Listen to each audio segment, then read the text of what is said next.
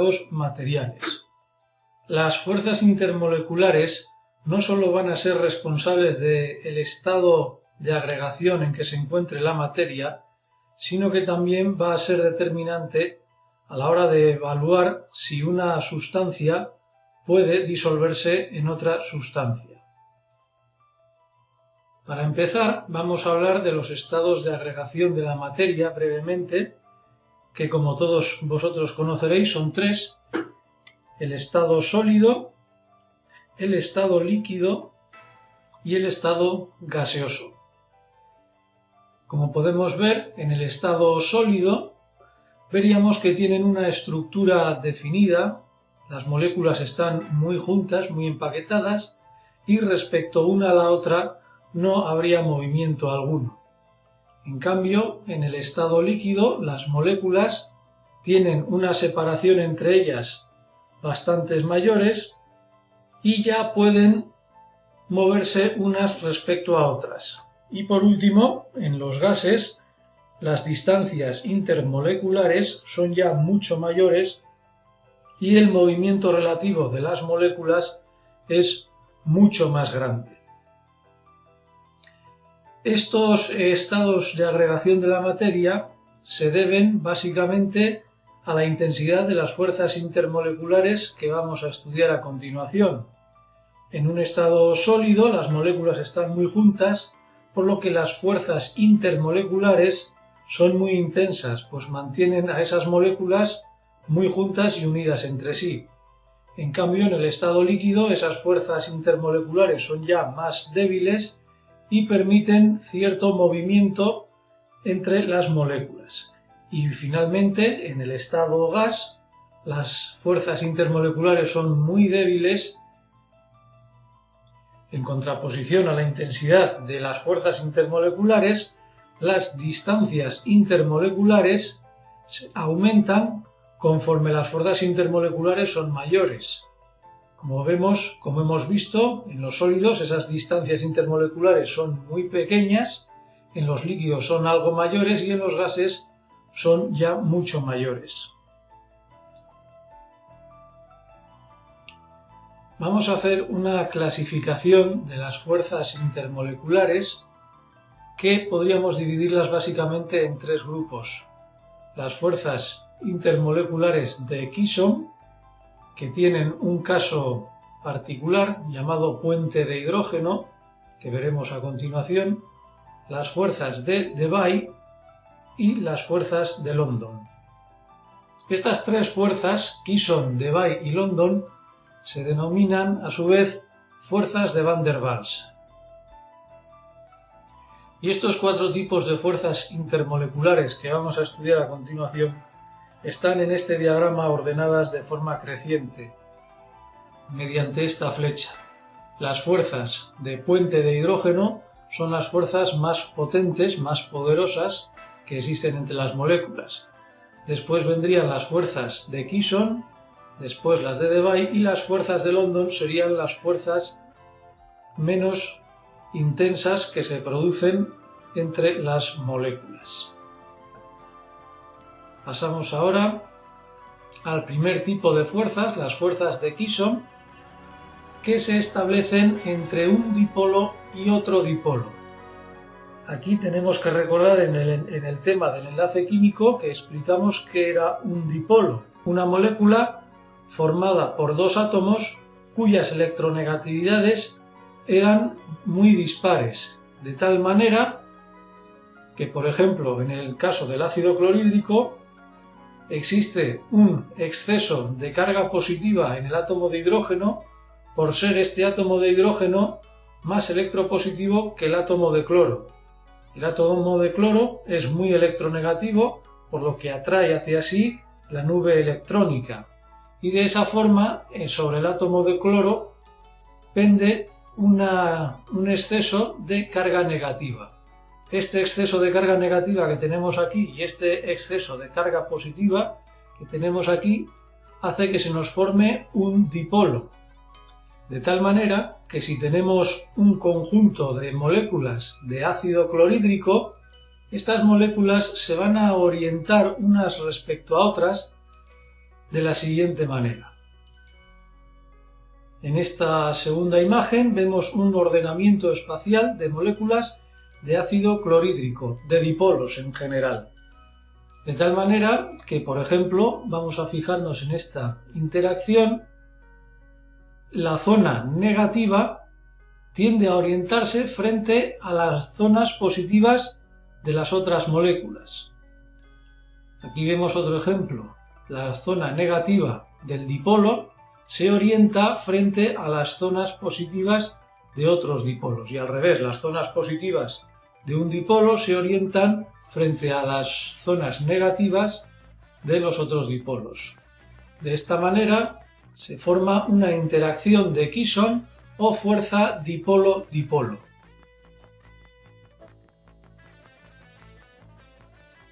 Estas fuerzas dipolo-dipolo son relativamente débiles. Aquí tenéis en este gráfico una representación de los puntos de fusión de diferentes sustancias análogas. Si os fijáis, vamos a tomar la primera línea, la línea azul, que corresponde a los hidruros de elementos anfígenos. Vemos aquí el hidruro de azufre, el hidruro de selenio y el hidruro del teluro. Y vemos que el punto de fusión es más bajo cuanto más ligera es la molécula. El azufre es un elemento más ligero que el selenio y a su vez más ligero que el teluro.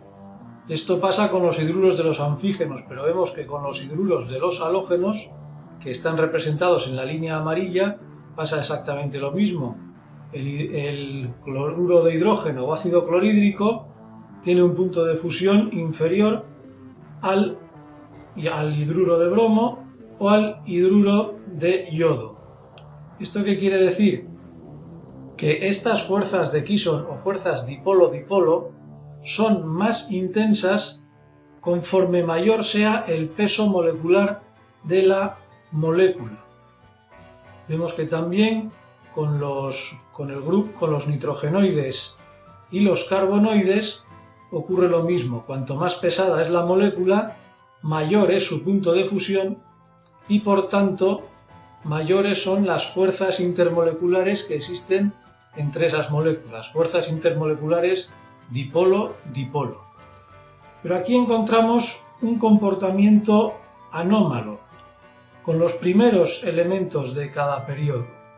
Con el agua, es decir, con el oxígeno, primer elemento anfígeno, con el nitrógeno, primer elemento nitrogenoide, con el flúor, primer elemento halógeno, y ya con el carbono, pues ya no encontraríamos esa anomalía. Vemos que para estas tres moléculas, el agua, el amoníaco y el ácido fluorhídrico, los puntos de fusión son muy elevados, mucho más elevados en algunas ocasiones que en sus moléculas análogas. Y esto se debe a que en estas moléculas actúa una fuerza intermolecular de Kisson, dipolo-dipolo, pero con un carácter especial.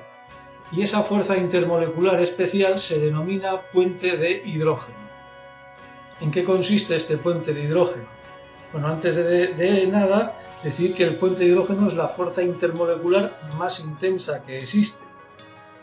Y el puente de hidrógeno es una interacción que producen átomos de hidrógeno que están unidos covalentemente a átomos muy electronegativos con pares electrónicos sin compartir y de pequeño tamaño. Esos elementos a los que el hidrógeno está unidos covalentemente y cumplen todas esas condiciones, básicamente son tres: el oxígeno, el nitrógeno y el flúor. Y aquí tenemos las moléculas que hemos descrito anteriormente, que tenían unos puntos de fusión muy altos respecto a lo que en principio cabría esperar. Tanto el oxígeno como el nitrógeno como el flúor son elementos muy electronegativos. De hecho, son los tres elementos más electronegativos que existen. Y si escribimos sus moléculas en forma de Lewis, vemos que tanto el oxígeno como el nitrógeno como el flúor, en estos tres compuestos químicos, tienen pares electrónicos desaparejados. El oxígeno tiene dos pares electrónicos desaparejados, el nitrógeno tiene uno y el flúor tiene tres pares electrónicos. Eso hace que, a la diferencia de electronegatividades existente entre el hidrógeno y el oxígeno, nitrógeno o flúor, se añada la presencia de esos pares electrónicos. Por lo tanto, los enlaces covalentes van a tener un momento dipolar mucho mayor que en las moléculas análogas que hemos visto anteriormente. Y de ahí que las fuerzas intermoleculares que se van a establecer entre estos compuestos van a tener una fuerza añadida que va a provocar unos puntos de fusión y por ende también de ebullición más altos de lo normal. Vamos a ver cómo interactúan, por ejemplo, dos moléculas de agua. Aquí tenemos dos moléculas de agua con sus respectivos oxígenos e hidrógenos. Recordamos que sobre el oxígeno va a haber un gran exceso de carga negativa y en los hidrógenos va a haber un gran exceso de carga positiva, de tal manera que se va a producir una interacción electrostática bastante intensa que se denomina enlace de hidrógeno. En el siguiente dibujo vemos cómo una molécula de agua tiene la capacidad de entablar 1, 2, 3 y 4 interacciones intermoleculares, 4 puentes de hidrógeno.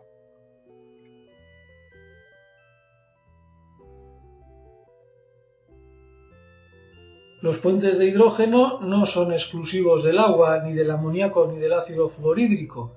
En este ejemplo podemos ver una molécula orgánica que tiene átomos de hidrógenos unidos a elementos muy electronegativos como es el nitrógeno, de tal manera que esta molécula va a formar agregados estableciendo puentes de hidrógeno con otros elementos muy electronegativos. Vemos que aquí se forma un puente de hidrógeno entre el hidrógeno y este oxígeno. Aquí abajo también se forma un enlace de hidrógeno análogo y aquí vemos que se establece un puente de hidrógeno entre el nitrógeno que está aquí y el hidrógeno. Es decir, que en una misma molécula pueden establecerse varios puentes de hidrógeno entre sí. Pasamos a continuación al siguiente tipo de fuerzas intermoleculares en orden descendente de intensidad. Estas fuerzas son las fuerzas de Debye. Y las fuerzas de Debye se establecen entre un dipolo permanente y un dipolo inducido. Seguimos hablando, por tanto, de dipolos. Pero aquí tenemos que hacer una distinción en lo que es un dipolo permanente y lo que es un dipolo inducido. Aquí tenemos una molécula polar y una molécula apolar. Es decir, que en la molécula polar tenemos una zona con exceso de carga positiva y un exceso con carga negativa, mientras que en esta molécula apolar la nube electrónica está distribuida equitativamente entre los átomos. No existe momento dipolar. Pero ¿qué ocurre si estas moléculas, que son de naturaleza diferente, se acercan unas con otras? El hecho de que este dipolo tenga aquí un exceso de carga negativa, si se acerca lo suficiente a esta molécula apolar, va a provocar en ella una cierta deformación de su nube electrónica, de tal manera que frente a la zona con exceso de carga negativa del dipolo, la molécula apolar va a modificar su nube electrónica de tal manera que vaya a haber un exceso de carga positiva aquí y la carga negativa se va a quedar en el lado opuesto. Es decir, que la molécula apolar se va a transformar en un dipolo inducido.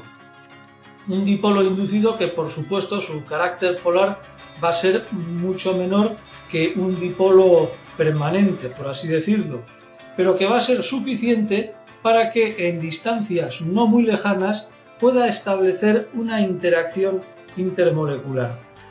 Evidentemente, esta interacción intermolecular va a ser mucho más débil que las anteriores que hemos estudiado. Pero más adelante veremos cómo estas fuerzas de Debye van a justificar una serie de comportamientos. Y para terminar con las fuerzas intermoleculares, vamos a estudiar finalmente las fuerzas más débiles de todas, llamadas fuerzas de dispersión o fuerzas de London. Estas fuerzas de London se establecen entre un dipolo inducido y otro dipolo inducido. Vamos a poner el siguiente dibujo. Aquí tenemos dos moléculas totalmente apolares. Estas fuerzas de dispersión de London aparecen en todas y absolutamente todas las moléculas apolares.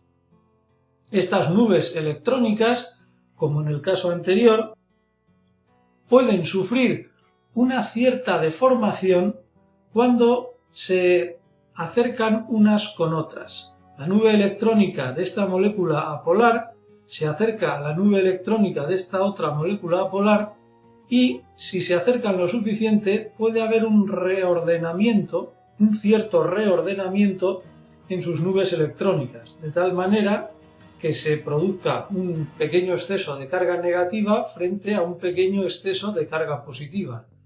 Y de esta manera se establezca una fuerza intermolecular que atraiga a estas dos moléculas. Evidentemente, esta fuerza intermolecular es ya muy débil, es la más débil de todas. En el siguiente dibujo tenemos tres moléculas totalmente apolares. Son el cloro diatómico, el bromo diatómico y el yodo diatómico. Están ordenadas en orden de peso molecular.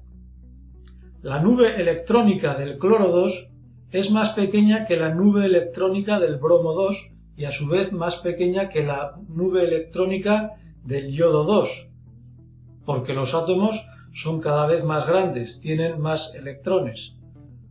Por lo tanto, estas nubes electrónicas, cuanto más grandes sean, más polarizables son, y por tanto las fuerzas de dispersión de London que van a interactuar entre ellas van a ser mayores, y por tanto los puntos de fusión y de ebullición también van a ser mayores. Esa es la razón por la que el cloro 2 a temperatura ambiente es una molécula gaseosa, el bromo 2 a temperatura ambiente es líquida y ya el yodo 2 es una sustancia sólida.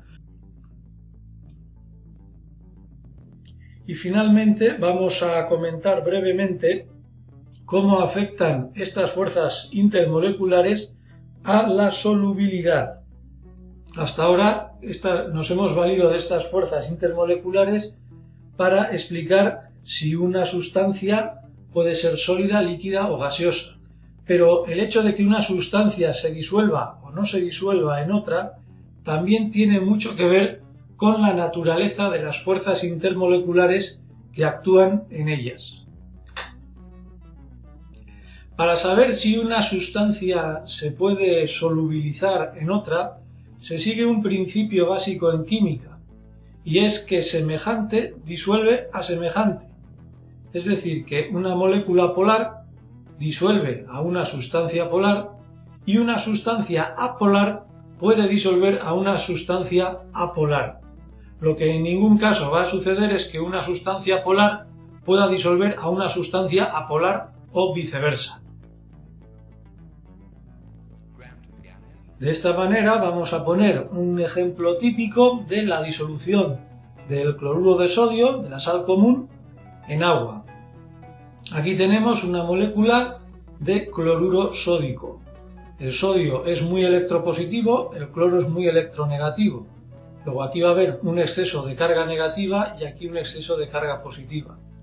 La molécula de agua, recordemos que es de geometría angular, con un átomo de oxígeno electronegativo, por tanto con exceso de carga negativa, y los átomos de hidrógeno relativamente electropositivos con exceso de carga positiva. Bien, cuando estas dos moléculas se ponen en contacto, van a actuar tres fuerzas intermoleculares. Las fuerzas intermoleculares entre una molécula de cloruro sódico y otra molécula de cloruro sódico, las fuerzas intermoleculares entre una molécula de agua y otra molécula de agua, y las fuerzas intermoleculares entre una molécula de sal y otra molécula de agua. De tal manera que en función de cuál sean más intensas unas que otras, estas dos sustancias se van a mezclar o no. Y en este caso, puesto que hemos dicho que semejante disuelve a semejante, y puesto que estas dos moléculas presentan una polaridad manifiesta, la sal efectivamente se disuelve en agua, como muchas veces habréis visto. Y cuando la sal se disuelve en agua, ocurre lo siguiente: los átomos de sodio, que ya no son átomos, sino que son iones, tienen carga positiva. Por tanto, este catión, carga positiva, se va a rodear de átomos de oxígeno pertenecientes a moléculas de agua, puesto que sobre los átomos de oxígeno cae un exceso de carga negativa. Y de esta forma se va a producir una fuerza intermolecular atractiva entre el sodio positivo y el oxígeno con defecto, con exceso de carga negativa. De forma análoga, el ion cloruro, que tiene carga negativa, se va a rodear o va a procurar rodearse de cargas positivas. Esas cargas positivas no las va a encontrar en el agua, pero sí va a encontrar en las moléculas del agua zonas de la misma que tienen un exceso de carga positiva. De tal manera que el anión cloruro se va a rodear de moléculas de agua orientadas de tal manera que los átomos de hidrógeno rodeen al átomo de cloro. Este es un ejemplo de cómo las fuerzas de dipolo-dipolo pueden justificar la solubilidad de una sustancia en otra. Pero vamos a valernos también del resto de fuerzas intermoleculares que hemos estudiado para justificar otros fenómenos. Por ejemplo, las fuerzas de Debye, las de dipolo permanente, dipolo inducido, pueden explicar perfectamente la cierta solubilidad que presenta el oxígeno atmosférico en el agua. Como vosotros sabréis, en el agua, en el mar y en los ríos, el agua tiene cierta cantidad de oxígeno disuelto, de tal manera que los peces y otros organismos pueden vivir en ella. ¿Y a qué se debe que el oxígeno tenga cierta solubilidad en agua? Pues por las fuerzas de dipolo permanente, dipolo inducido. Aquí tenemos el agua, que ya sabemos que es una molécula polar, con su región con exceso de carga positiva y su región con exceso de carga negativa. Y por otra parte tenemos el oxígeno, que es una molécula diatómica y por tanto es una molécula absolutamente apolar. Pero si estas dos moléculas se acercan lo suficiente, el dipolo del agua puede provocar en el oxígeno una cierta reordenación o reorientación de su nube electrónica, de tal manera que se genere un exceso de carga positiva que va a interactuar con el exceso de carga negativa que ya de por sí presenta el agua. Evidentemente, el oxígeno es poco soluble en agua. No olvidemos que estamos hablando de una sustancia polar frente a una sustancia apolar, pero aunque esa solubilidad sea poca, no es nula. Y esto explica que efectivamente el oxígeno tenga una cierta solubilidad dentro del agua. Y para acabar con estos ejemplos prácticos, vamos a poner otro ejemplo para el otro tipo de fuerza intermolecular, la del dipolo inducido o fuerzas de London. Y el ejemplo más clarividente en este caso sería el aire que respiramos. Seguramente sabréis que el aire es una disolución entre nitrógeno y oxígeno, ambos diatómicos, por lo tanto ambas moléculas totalmente apolares. Sin embargo, si estas moléculas se acercan lo suficiente, entre ellas pueden provocarse a sí mismas un cierto reordenamiento de sus nubes electrónicas, de tal manera que se creen pequeños y débiles dipolos inducidos, con sus defectos en cargas. Esas nubes electrónicas débilmente deformadas se van a orientar de tal manera que los excesos de carga negativa se van a enfrentar a los excesos de carga positiva entre diferentes moléculas. Aún así, la solubilidad de nitrógeno en oxígeno es muy baja. Lo que pasa es que en el aire, por tener las